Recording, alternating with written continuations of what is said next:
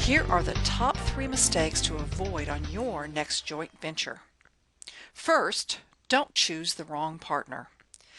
One of the things you're looking for in a good partner is complementary skills. You don't want them to actually have the same skills you do. You want their skills to complement yours. So make sure that when you're looking at the skill set, you're looking for somebody who has skills that complement yours. You also want somebody who's dependable. If you have a deadline and they're not meeting the deadline, that product isn't going to launch. So it's really important that you look for a dependable partner. And finally, you want to make sure that they're a good match for the project. The person you're considering may be a great programmer, but if you're trying to create an information video, that may not be the right person for you. So make sure that they're a good match for the project. Now, the second mistake that you want to avoid, and that is expecting your partner to read minds.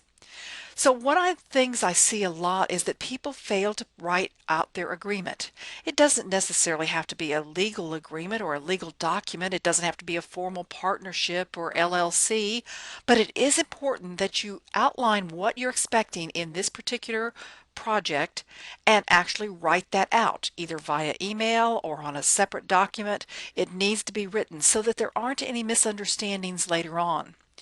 In that, you want to set some very clear expectations as to what each of you is going to do and what you expect the project to end up as.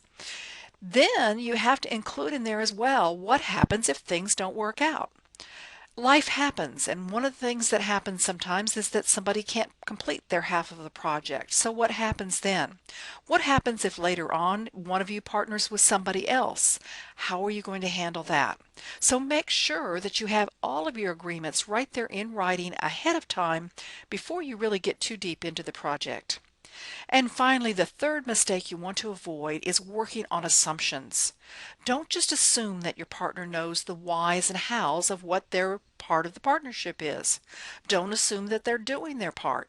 You need to have some tracking mechanisms that really keep you on track for what each of you is doing and making sure that you're actually meeting the deadlines. Because if either side of the partnership lets down and doesn't meet their deadlines, if they don't know how to do something or why they're doing something, there's a good chance that this overall project's going to fail. Now, in order to learn how to make your JVs more profitable and more fun, click right here on jvsmadesimple.com and we'll see you there.